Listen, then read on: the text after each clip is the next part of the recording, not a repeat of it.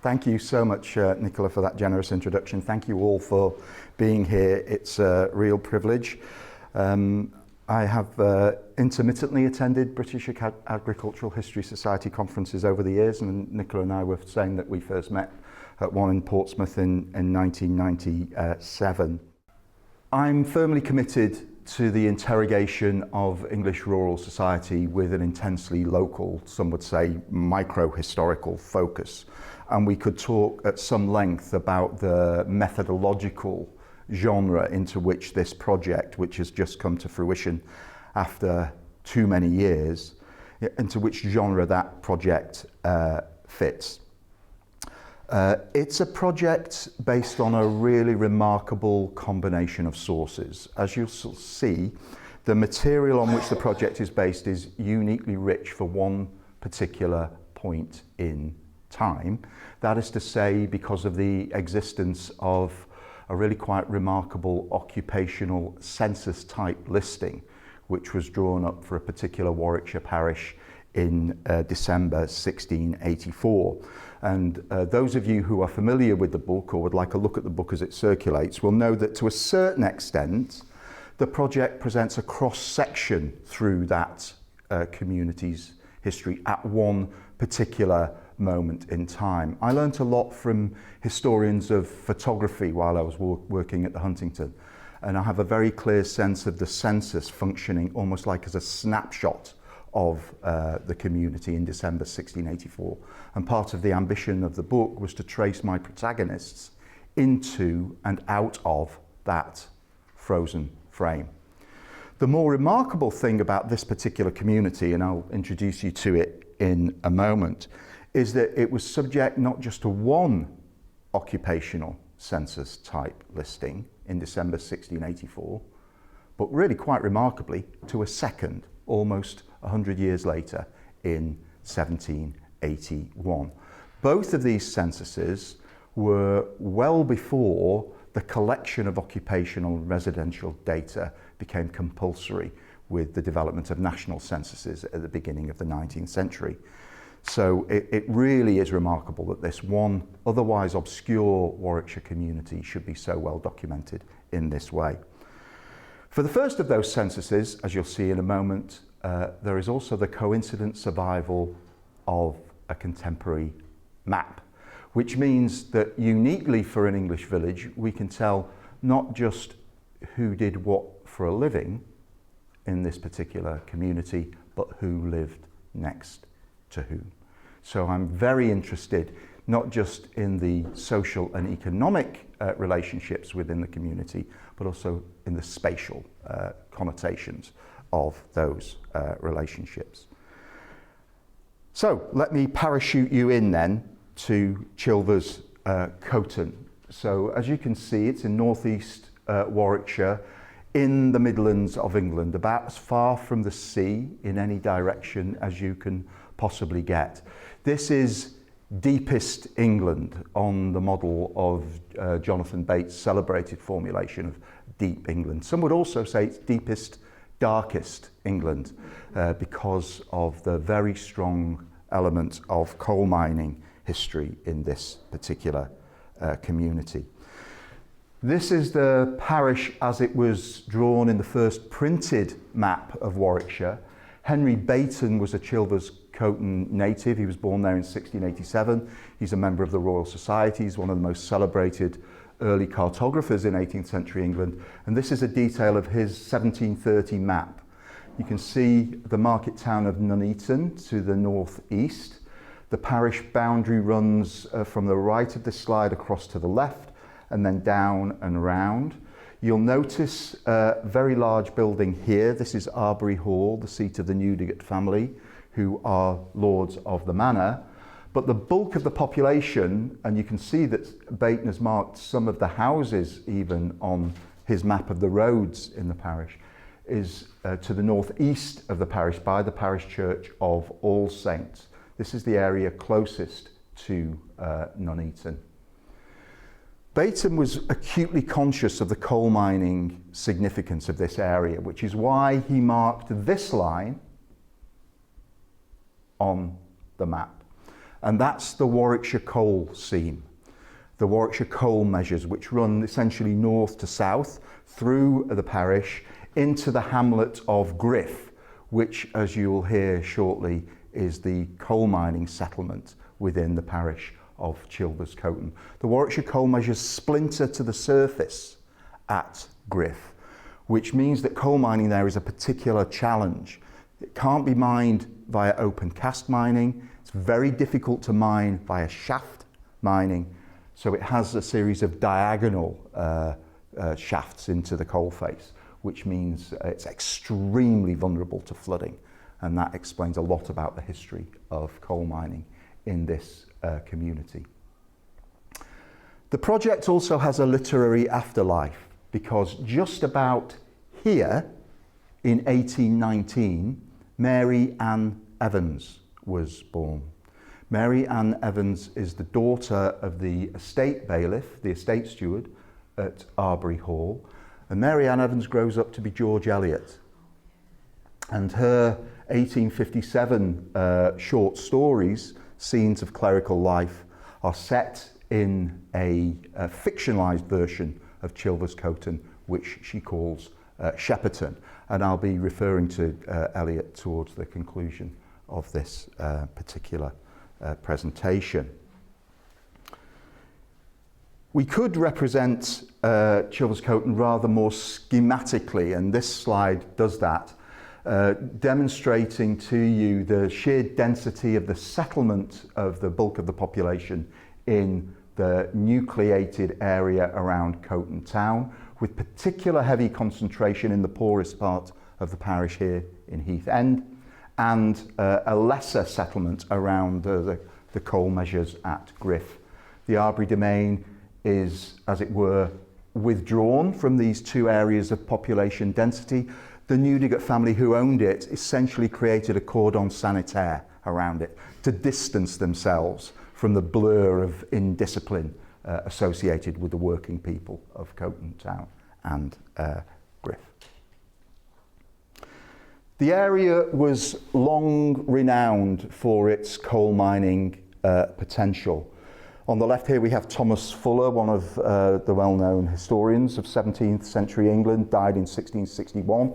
Posthumously in 1662 he produced the History of the Worthies of England, which has a brief section on this part of Warwickshire. Thomas Fuller is your 17th century equivalent of the undergraduate student who does not revise his syntax. And this is a very difficult passage to make sense of because of its appalling punctuation, but let me try and do justice to it. Much coal is digged up at Bedworth, the parish immediately to the south of Chilvers Coton, and Griff, which, in my measuring of all coal mines north of the Thames, is the most southward, adding much to their price and owners' profit. The making of such mines destroyeth much, but when made, preserveth more timber.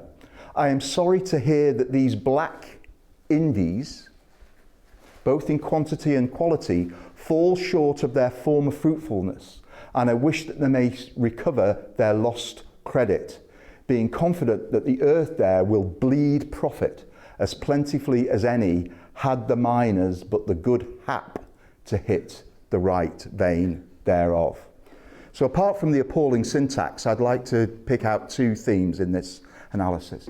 Firstly, Fuller is writing in 1662 and is acutely conscious that there's been a downswing in coal mining activity in the parish. There had been former profit, there had been former success, but the mining industry has been dislocated.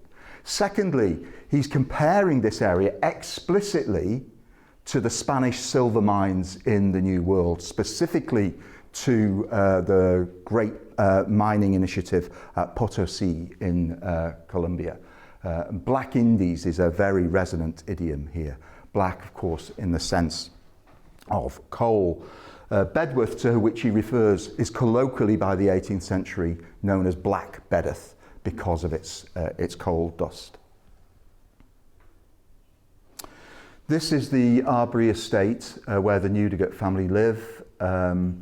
drawn again by Henry Bayton, who looms large in this story in 1708. You can see that the former Elizabethan country pile has now been modernised. It's got ornamental gardens, water features, and top left, a really remarkable 8,600 square foot stable block, the kind of stable block that you get if Christopher Wren designs it for you.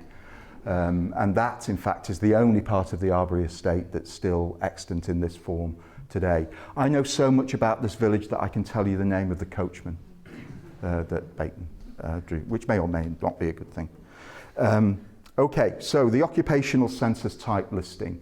It's drawn up in December 1684. I can talk in questions afterwards about the motivations for collecting this data about the residents.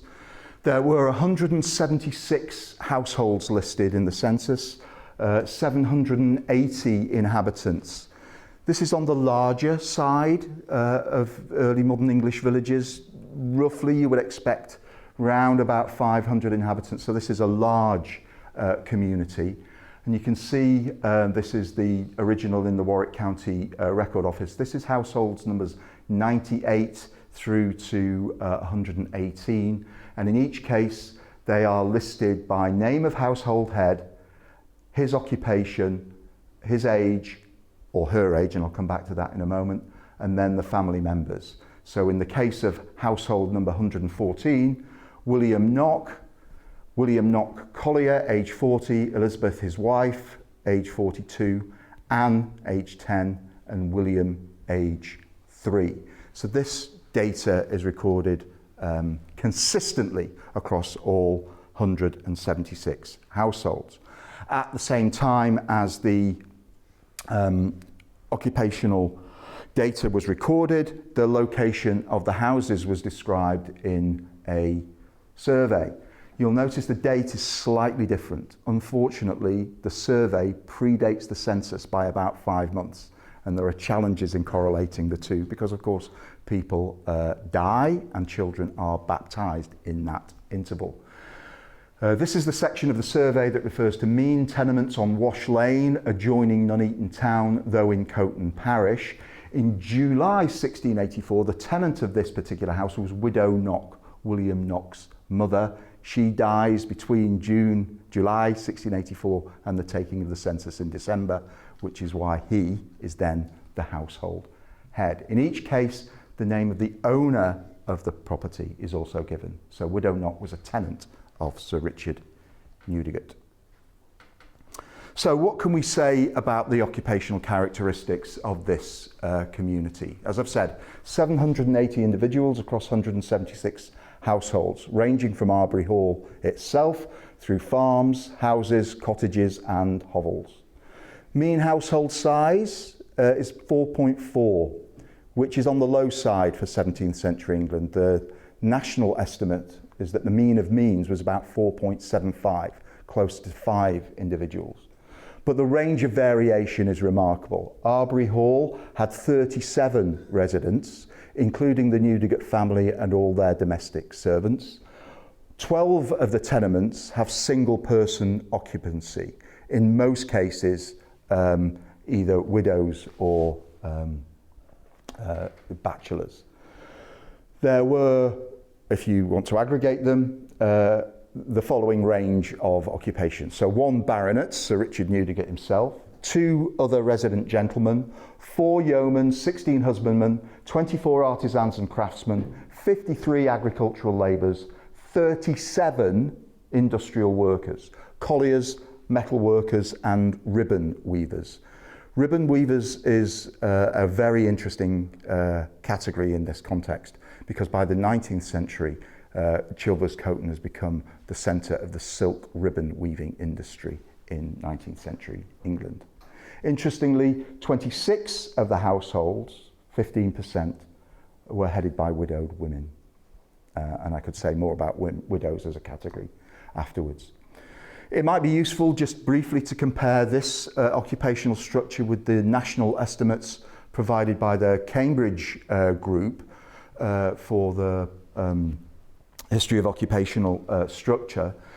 Wrigley and Schofield and their colleagues divide occupational activity into three sectors: primary, secondary and tertiary. Primary includes agriculture and mining, secondary is manufacture, tertiary is services. You can see that Chilvers Coton has a heavier emphasis on the primary sector, largely because of the presence of coal miners, and much less service provision. Colliers were 10 times as common, metal workers 3 times as common, and textile workers slightly less common in Chilvers Coton as in the population as a whole. As I've said, the parish was subject to 2 occupational censuses, one in 1684 and 1781. The first thing to note about the comparison between those 2 documents is the sheer rate of population growth. It almost doubles in size over that century-long period. The increase is actually 97.2%. Wrigley estimates 51.5% for Warwickshire and says that Warwickshire itself is the fastest growing county in 18th century England, but Chilvers Coton considerably outstrips even that. Mean household size had increased from 4.4 to 5.1 individuals. The mean age of the population had fallen from 24.7 to 23.3 years. There are fewer elderly people and a lot more younger people as a proportion of the population. Sex ratio is particularly important because of the large numbers of women who are active in the silk ribbon weaving industry. So the changing sex ratio of the parish is very interesting. But most importantly, from our point of view in the context of coal mining, industrial workers constituted 21% of the household heads in 1684 and 48% in 1781. This is not, paradoxically, explained by the growth of coal mining, because as we shall see, the history of coal mining in the community is episodic and radically disrupted periodically by flooding. Largely explained by the significant increase in ribbon weaving. By 1781, almost half of the households in Chilvers Coton are headed by silk weavers. So if you had to predict in 1684 which of these 2 industries would go on to dominate the parish, you would probably bet on coal mining. But in fact, that is not the outcome, and we can talk about why. Difficult for you to read this map on this scale. This is Thomas Hewitt's survey map from July 1684 of the densely nucleated settlement of Coton Town in the northeastern part of the parish. You can probably just about make out the road structure running from east to west, with a spur running south towards Griff. If you look very carefully, you'll see the strips and furlongs of the common field system. This parish remained unenclosed until the Parliamentary Statute of 1764. Each of the houses where our inhabitants were resident is marked on the map with their names and the names of their landlord. You'll also notice that in many cases these houses are depicted with some degree of realism. So we can see the number of windows, the number of doors, the vernacular architecture is realistically described. This is most obvious with the mill, Cuttle Mill. Where are you, Mabel? On the right-hand side of the parish.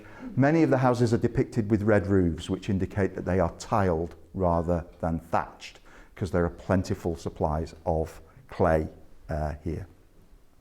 So you can imagine that the opportunity to cross-reference the occupational data from the census with the map is a really remarkable opportunity to visualize the spatiality of social relations.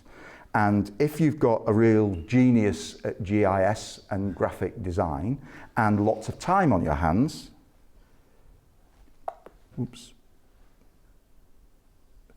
that is what you get.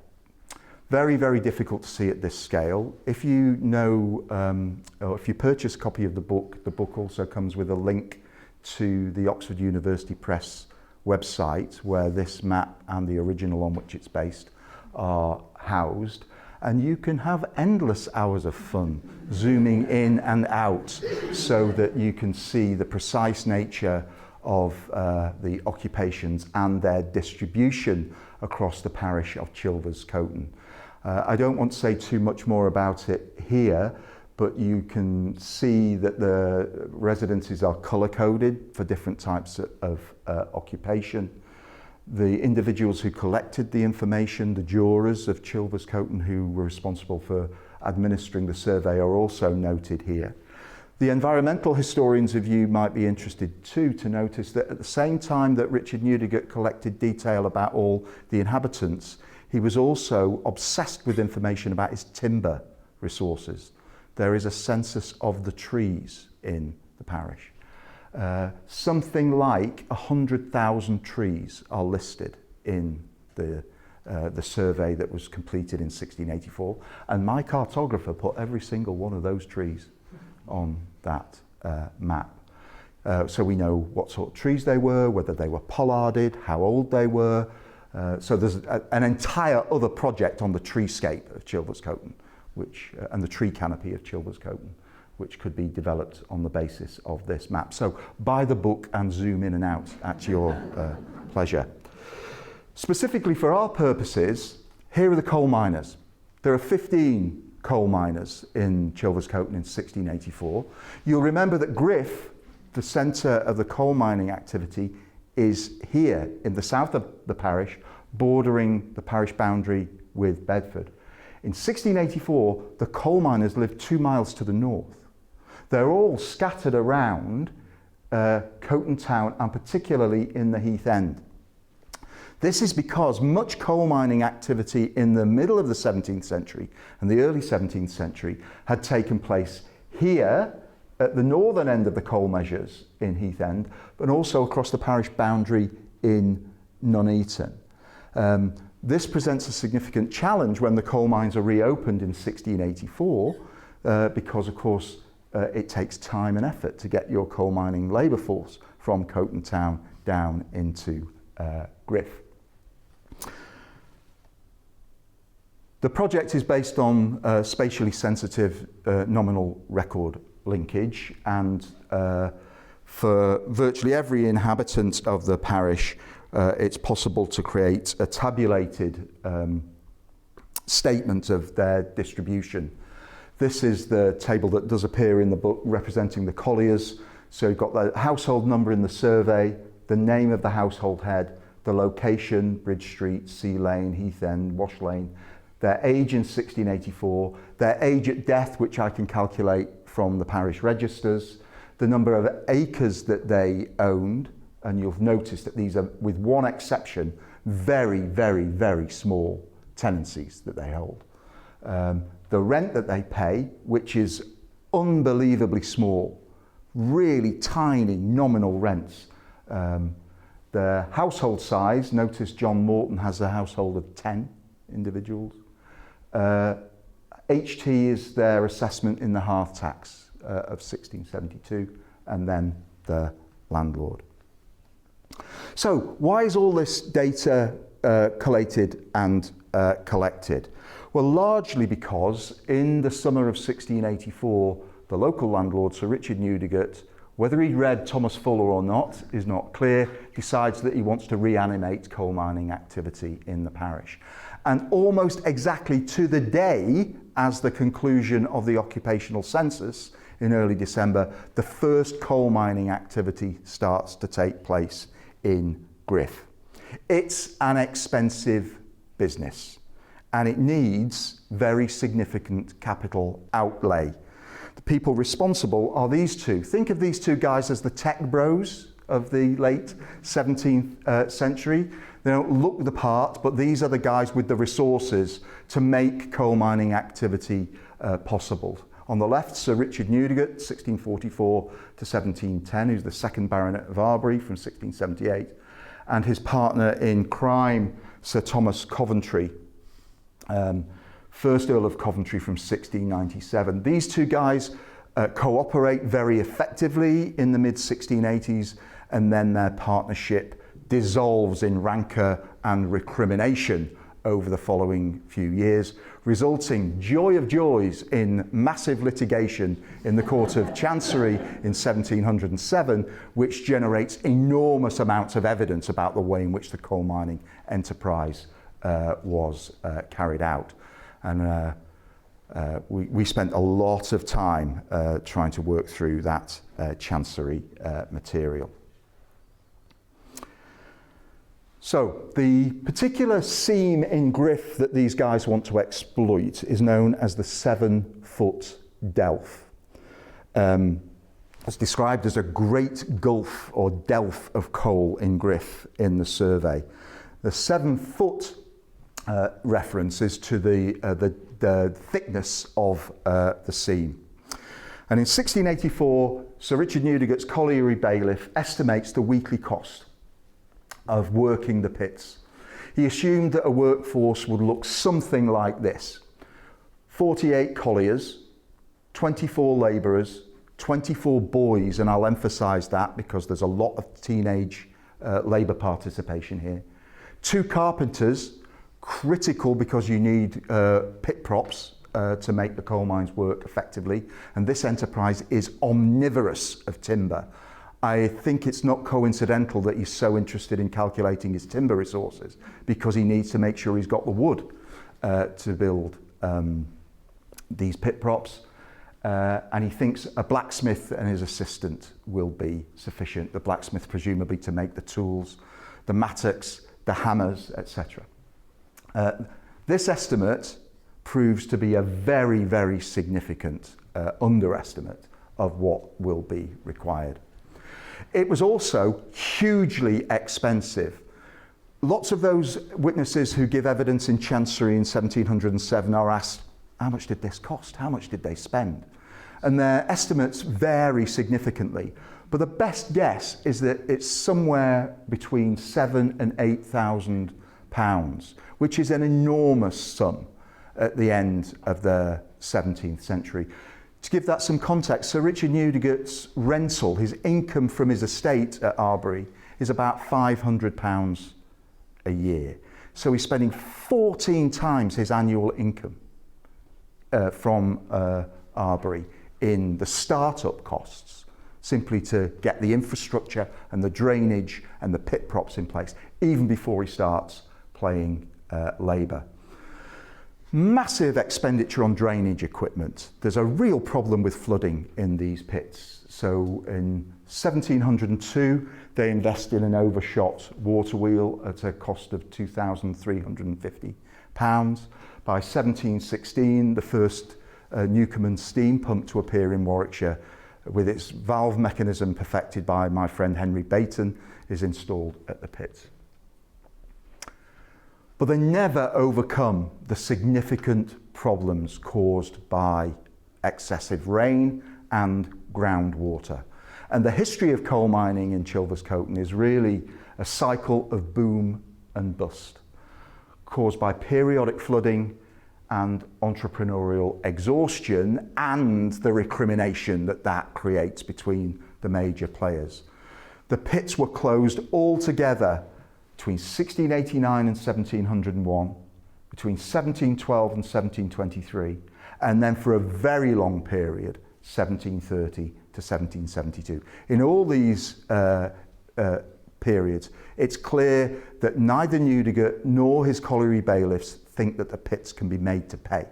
They can't make a profit, so they simply close them. And this long period of closure, of course, means underemployment for the miners in the community, and they simply go elsewhere in search of opportunities to labour.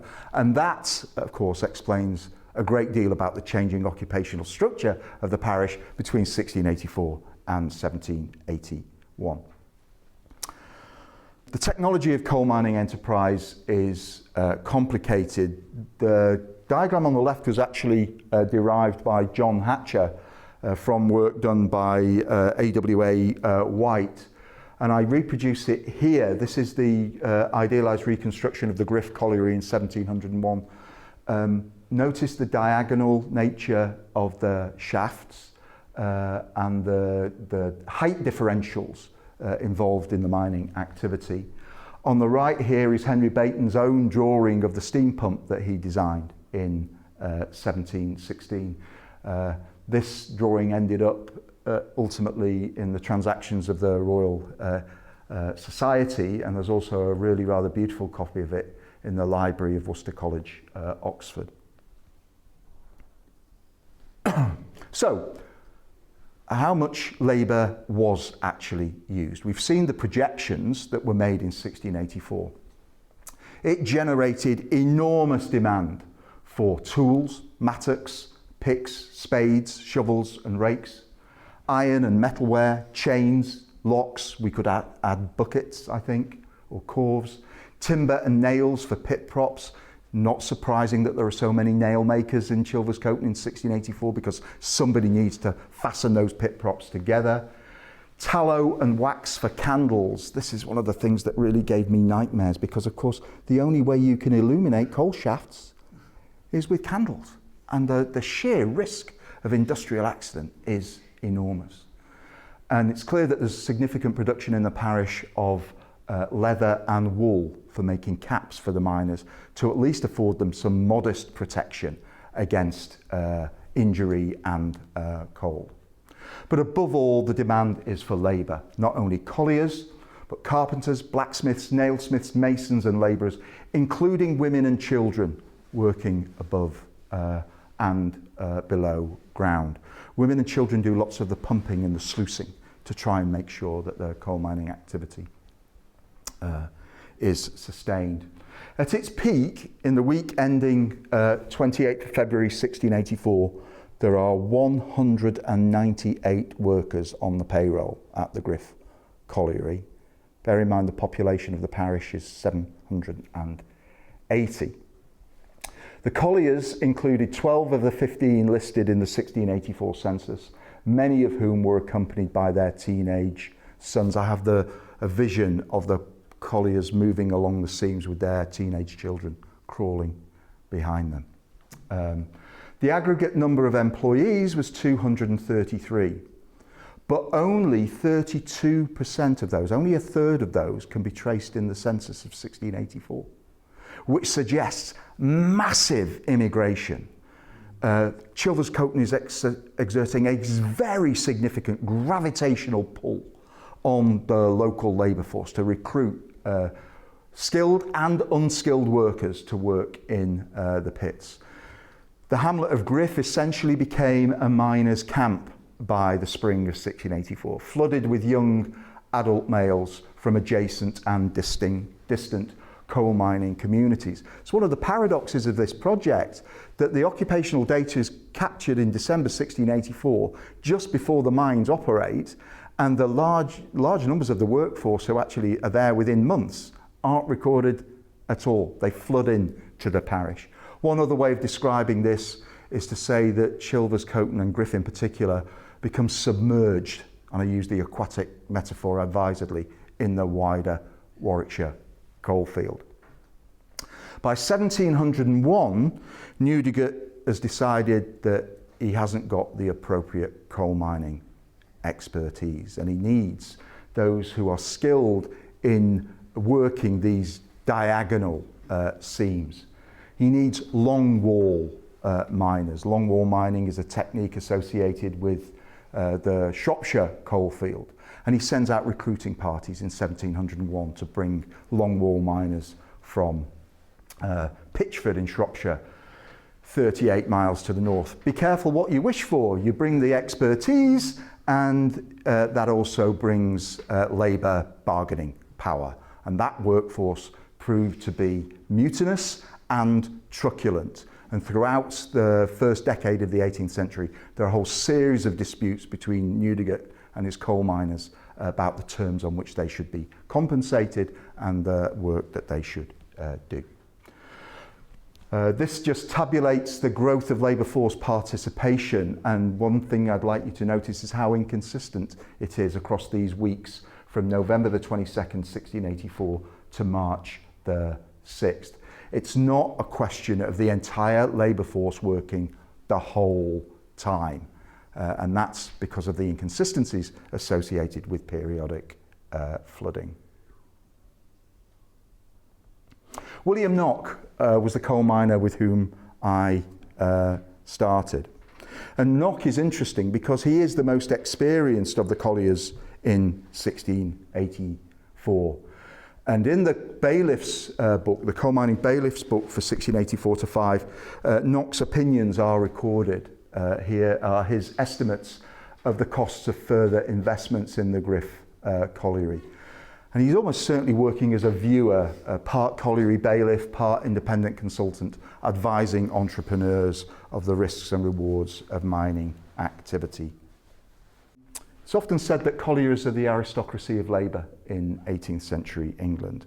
And it is true that relative to other members of the workforce, they're highly compensated. So labourers in and around the Griff colliery are paid 8p a day, carpenters 12p a day, the colliers 14p a day, but the masons and bricklayers do even better at 16p a day. But the colliers in particular worked day and night and very intermittently and with significant occupational health risks, several of which appear in the coal mining account books.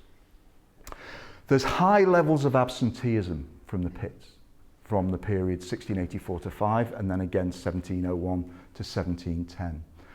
It's often said that this is associated with the leisure preference. That is to say that coal miners will work until they have enough to support their families for the week and to spend money in the alehouse, and will then discontinue their labour.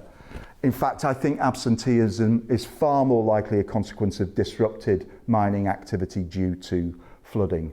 Miners worked whenever and wherever they could, since the risks of intermittent periodic unemployment were significant. I also want to emphasise that in the early 18th century, coal mining activity and compensation here undergoes a radical revision. In 1704, Newdigate decides he's going to change the way he pays these people. Rather than paying them a daily wage, he's going to start paying them piece rates. So from 1704, miners are paid by the ell, or by the distance of the seam that they head, rather than simply for their presence during the day. They're also increasingly paid in what we would call truck tickets, cardboard tickets, which are cashed in, as it were. First for wages, and then for grain and offal. There are references to the miners being paid in umbles, which is the early 18th century word for offal. And that means the calculation of annual incomes, going back to Spike's paper from yesterday, is a real problem because of these varying forms of compensation. This is the Chancery evidence to which I drew attention a few moments ago. This is the testimony of William Knock when he gives evidence in Chancery in 1707. By then he's aged 66 years. He's looking back 23 years to what it was like to work in the 7-foot delf. He's asked a series of questions about the level of investments, the quality of drainage, and his expertise is firmly on display in this testimony. So what can we say about the lifestyles and material culture of these men who worked so relentlessly, and some would say heroically, and so recklessly in such a dangerous working environment? Well, I don't need to tell this audience that one of the ways that we would seek to get at the material culture of members of the labour force is through analysis of their probate inventories. The lists of the movable goods that they held at the point where they died. You will know that theoretically at least there's a £5 threshold below which it is not conventionally thought worthwhile to take an inventory of such goods. Well, one of the interesting things about having a census of the whole population in 1684 is that you can calculate what proportion of that population was deemed wealthy enough at the point of their deaths to leave probate material. This is a very, very thumbnail guide to the social distribution of probate material. And here's the hierarchy, the survival rate of probate inventories by social status on the basis of the Chilvers Coton sample. So of those listed as household heads in 1684, 85% left no imprint in the probate archive of wills and inventories. So the probate material is only capturing the top 15% of the population in terms of their social status. And the rates of inventory survival by occupational group reflect the social hierarchy. So all the gentry and professionals leave inventories. Half of the yeomen do, a third of the husbandmen, just over a quarter of the craftsmen.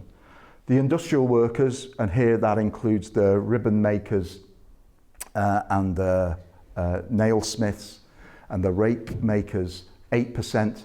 The agricultural labourers, 6%. So 1 in 14 agricultural labourers leaves a probate inventory. Not a single collier of those 15 listed in 1684 leaves a probate inventory. That said, there is one probate inventory surviving from Chilvers Coton in this period, and it's not included in this list because it's the probate inventory of an immigrant coal miner, somebody who was recruited from outside, in fact from Pitchford in Shropshire, as part of that recruiting party in 1701, who dies as a coal miner and is buried at All Saints, Chilvers Coton, in 1711.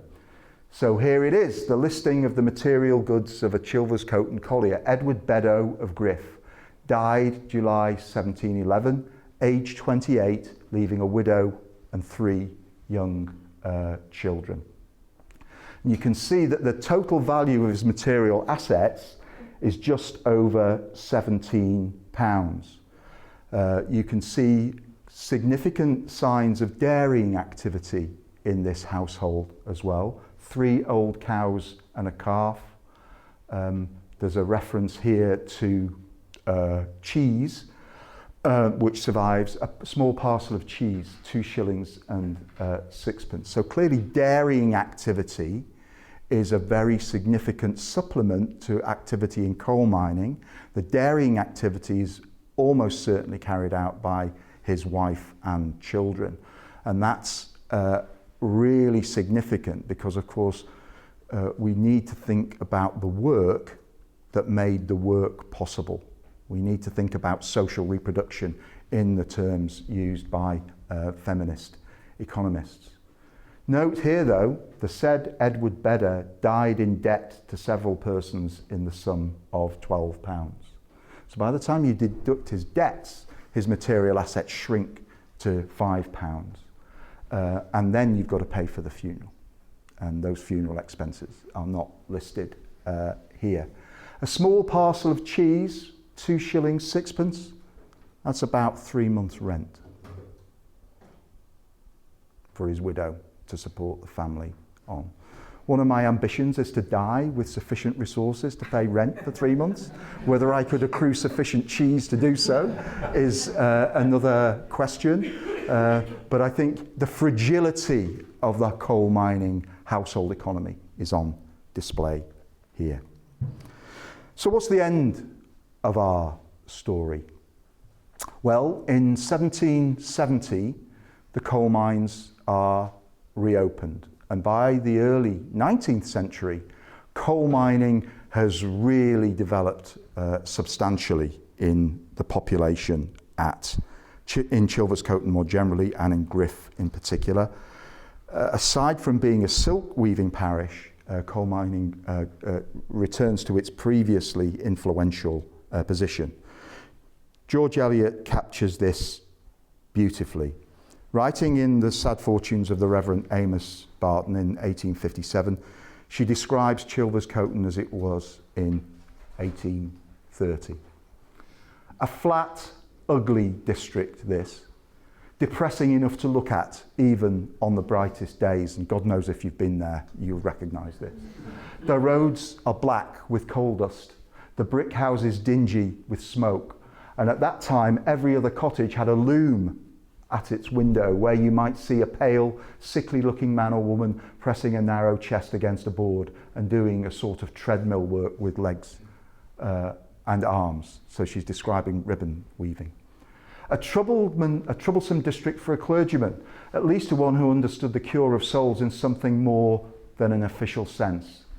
For over and above the rustic stupidity furnished by the farm labourers, the miners brought obstreperous animalism, and the weavers an acrid radicalism and dissent.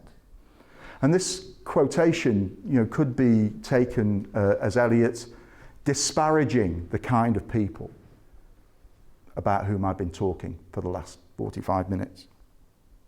In other places, though, she has a really rather more optimistic view of working people. And it's this particular statement that she makes in Middlemarch that was one of the inspirational texts for me in terms of the approach that I wanted to take to working people in Chilvers Coton. It's interesting to me that she starts with an oblique reference to the collection of occupational data. She says, at least 80 out of 100 of your adult male fellow Britons returned in the last census. She's talking about the parliamentary censuses of the early 19th century, are neither extraordinarily silly, nor extraordinarily wicked, nor extraordinarily wise. Their eyes are neither deep and liquid with sentiments, nor sparkling with suppressed witticisms. They've probably had no hairbreadth escapes or thrilling adventures. Their brains are certainly not pregnant with genius in their occasions. Their passions have not manifested themselves at all after the fashion of a volcano. Wonderful irony. They are simply men of complexions more or less muddy, whose conversation is more or less bald and disjointed. Yet these commonplace people bear a conscience and have felt the sublime prompting to do the painful right. They have their unspoken sorrows and their sacred joys. Their hearts have perhaps gone out towards their firstborn, and they have mourned over the irreclaimable dead. Nay, is there not a pathos in the very insignificance in our comparison of their dim and narrow existence with the glorious possibilities of that human nature which they share?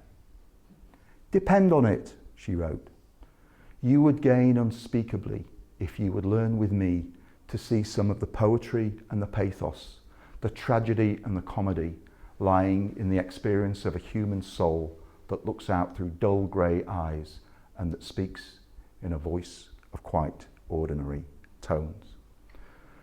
I conceive the project along those lines as a series of biographies of the overlooked. Overlooked in the sense of being subject to surveillance in an occupational type census, but overlooked too in the sense of being historiographically neglected. And I'm determined to recover the experience of ordinary working people. People often ask me, what's it like now? When you go back to Chilvers Coton, is it recognisable in any way as a 17th century coal mining, 18th century coal mining community? And the answer to that, very sadly, is no. It's a really depressed post-industrial community now, and it's been eviscerated in 3 stages. First of all, the Victorian railway engineers built viaducts through it. Then in the 1940s, the Luftwaffe bombed the hell out of it. They were looking for munitions factories in and around Coventry, 6 miles distant, and Chilvers Coton, including All Saints Church, was collateral damage in that enterprise. That means that there is no longer any extant 17th century buildings in the eastern part of the parish. The western part, the Newdigate part, is preserved almost entirely as it was in 1684 and is still owned by the Newdigates as Earls of Daventry today. But the third blow, and the fatal one, was the destruction of the coal industry in the Warwickshire coal mining communities, so eloquently described in the oral testimonies collected together in Robert Gildy's recent and rather powerful Backbone of the Nation, Mining Communities and the Great Strike of 1984 to 1985. Chilvers Coton doesn't exist anymore, not in the sense that I was able to reconstruct it. And that's why the imaginative possibilities and the historical possibilities generated by the material collected by Richard Newdigate are so important for the preservation of a lost tradition of labouring people. Thank you.